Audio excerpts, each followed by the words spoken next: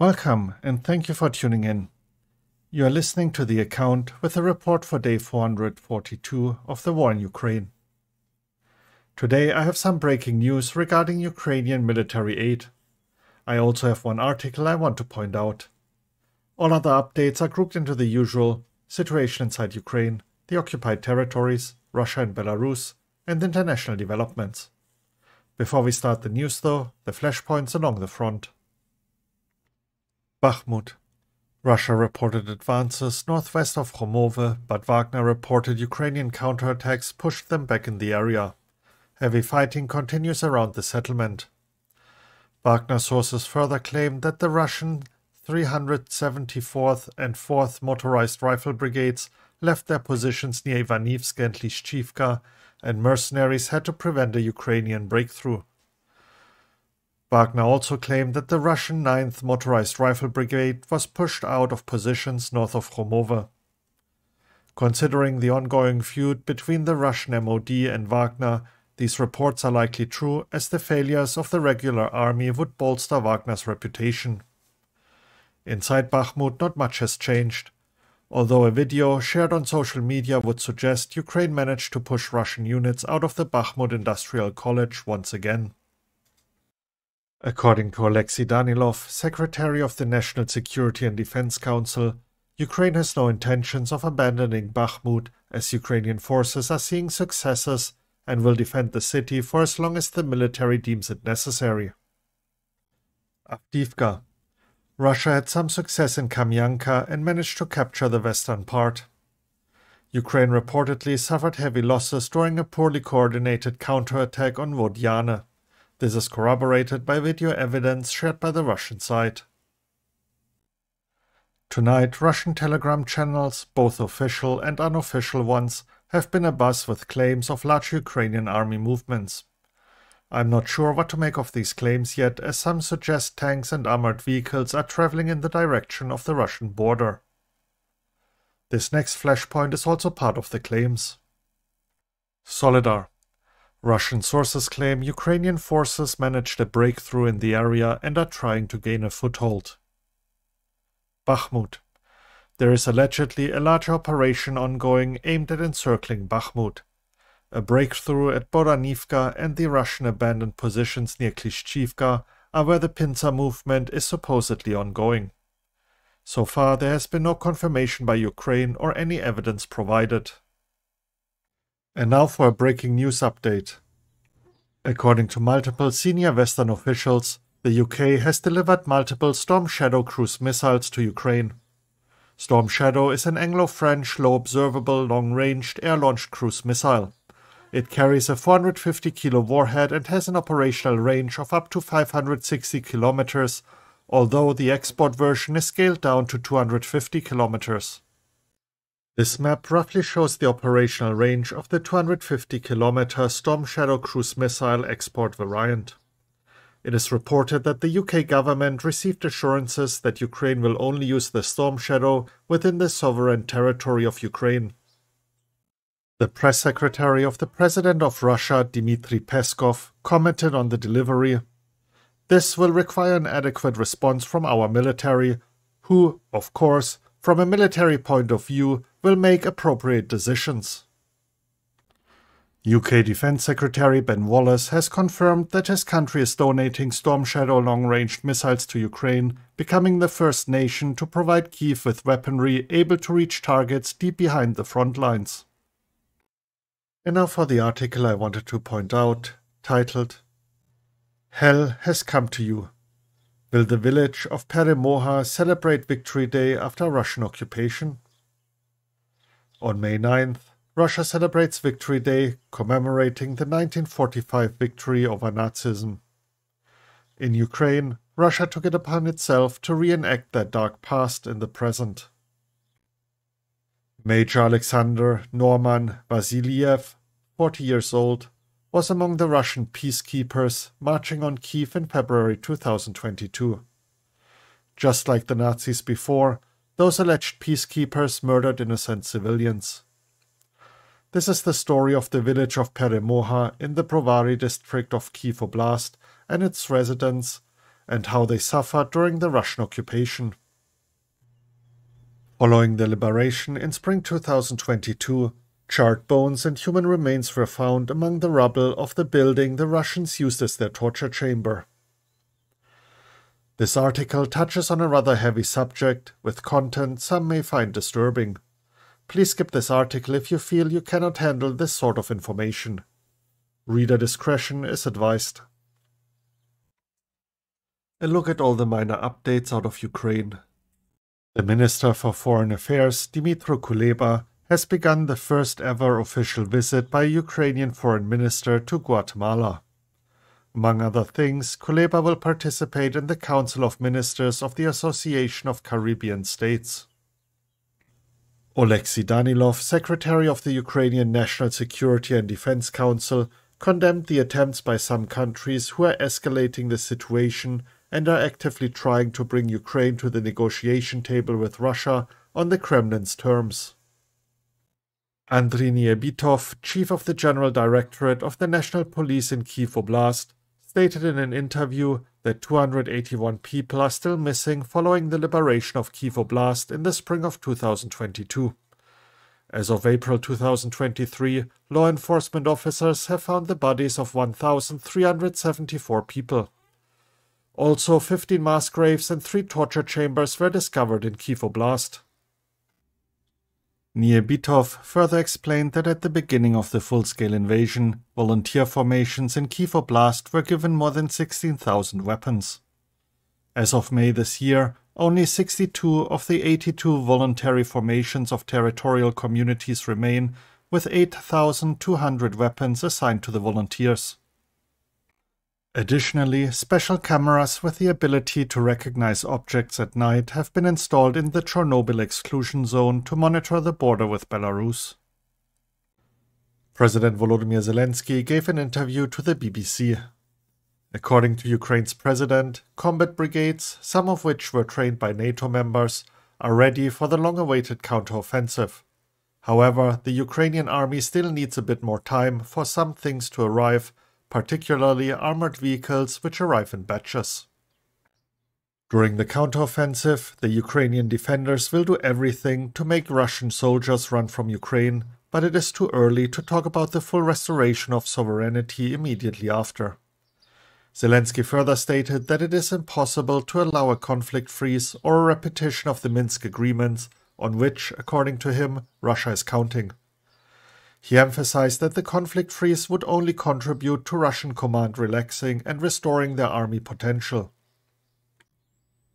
On the possible loss of US military support for Ukraine after the 2024 US presidential election, Zelensky commented that Ukraine could gain victory by then.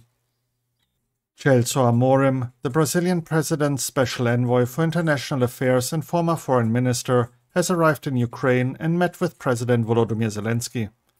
It is noteworthy as neither the office of the president nor the administration of the president of Brazil reported on the visit and the meeting. Next up, the latest regarding the situation in the occupied territories.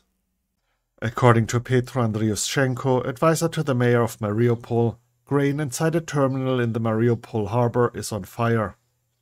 Whether it was due to wrong handling by Russia or an act of sabotage, he did not say. However, he mentioned that Ukrainian grain will not go to Russia.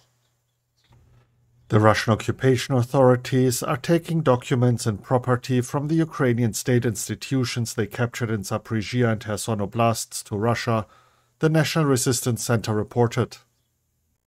Kamila Tasheva, the Ukrainian president's envoy for the Autonomous Republic of Crimea, wrote that after the liberation of Crimea, all political prisoners held on trumped-up charges by Russian occupiers will be released without any case review. In temporarily occupied Crimea Simferopol, the Russian-controlled authorities are evicting Ukrainian clerics from the cathedral run by the Orthodox Church of Ukraine. According to the editor-in-chief of the Krymska Svitlitsia newspaper, Andriy Shchenkun, Russian occupiers are breaking down the doors, cataloging and stealing property. The Russian military has begun giving lessons in schools in the occupied city of Mariupol, teaching children how to drop ammunition from drones. Yevhen Balitsky, collaborator of the Russian Federation in Zaporizhia Oblast, claimed that an assassination attempt was made on the head of the court of Zaporizhia Oblast in occupied Melitopol, as a result of which 2 bodyguards of the judge were allegedly injured. Moving on to the news updates from Russia and Belarus. Citing Alexander Bogomas, the governor of Bryansk Oblast, Russian state media reported alleged Ukrainian drone attacks in Bryansk Oblast. The administrative building in the city of Starodub and an oil depot in the Bryansk Oblast were hit and damaged. The reason I say alleged is because no evidence of the origin of the drones has been provided so far. Regarding the Shahed kamikaze drones, for example, we know very well where they come from. Russia currently has 11 warships on combat duty in the Black Sea, 2 of which are missile carriers with a total salvo of up to 16 cruise missiles. Dmitry Peskov, the spokesperson for the Russian president, in an interview with a TV channel from Bosnia and Herzegovina, has said that Russia is not at war in Ukraine because waging war means wiping out cities, and Russia is not doing that.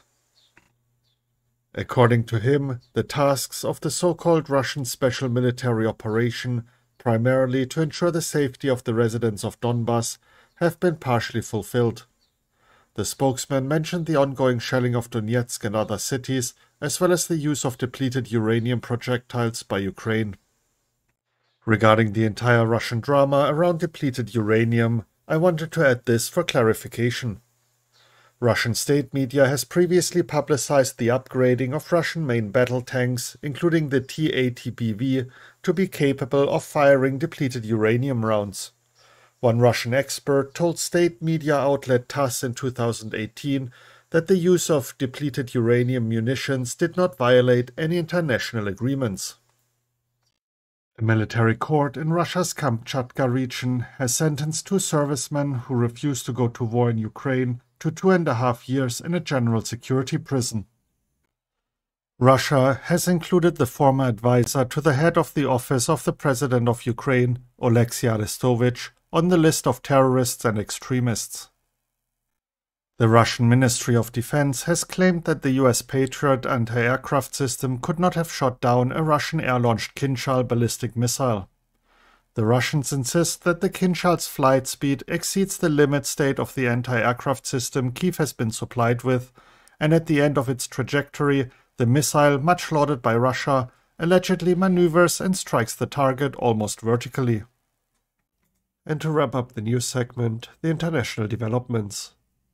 The US Attorney General Merrick Garland has approved the transfer of forfeited Russian assets to Ukraine for the first time. The funds belong to sanctioned Russian oligarch Konstantin Malofeyev, who was accused of funding Russian proxies in Russian-occupied Crimea in 2014.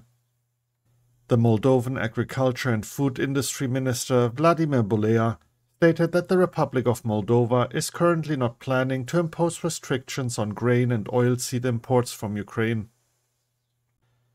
Colonel Hamish de Breton Gordon, former commander of the 1st Royal Tank Regiment of the British Army, stated that Russia's losses in the war in Ukraine are worse than Western analysts estimate, and the long-term costs of ammunition for Russia are likely to be devastating. According to him, Ukrainian reports of Russian casualties resemble something from the fronts of the First World War, with hundreds killed and injured each day. Western analysts have tended to be more conservative in their estimates. However, the colonel notes, the full-scale war in Ukraine is not like conflicts the world has seen before. This is a type of warfare which few in NATO have ever experienced. When Russian casualty rates, as estimated by the West, appear to be half of what the Ukrainians are claiming, it is surely possible that the Ukrainians are right, he wrote. Wagner Group mercenaries continue to hold the majority of the city of Bakhmut in Donetsk Oblast, and despite heavy losses have enough ammunition to hold back the advance of Ukrainian forces. According to several officials involved in White House discussions about Russia and the Wagner Group, Prigozhin's goal is merely to provoke a reaction in Moscow and force the Russian Ministry of Defense to send additional weapons. One of the officials said Chechen forces may still move into the city to help. The US has accused South Africa of supplying weapons and ammunition to Russia. Poland has delivered 325 tanks and 14 fighter jets to Ukraine since the start of the full-scale invasion, the permanent representation of Poland to the EU reported. The Joint Staff spokesperson Colonel Dave Butler, in an interview, stated the reason why the US is not providing F-16 to Ukraine. Providing the required number of F-16 aircraft simply requires more financial resources than the US government has currently allocated. This would complicate the supply of air defense capabilities and artillery shells for the needs of the nation's defense forces. US Secretary of Defense Lloyd J. Austin III stressed the importance of preventing Washington and NATO from being drawn into the full-scale war in Ukraine, but said that support for Kyiv will continue as long as necessary. President Volodymyr Zelensky may pay a short visit to Rome on Saturday, May 13th, during which he will meet with Prime Minister Giorgia Meloni and Pope Francis.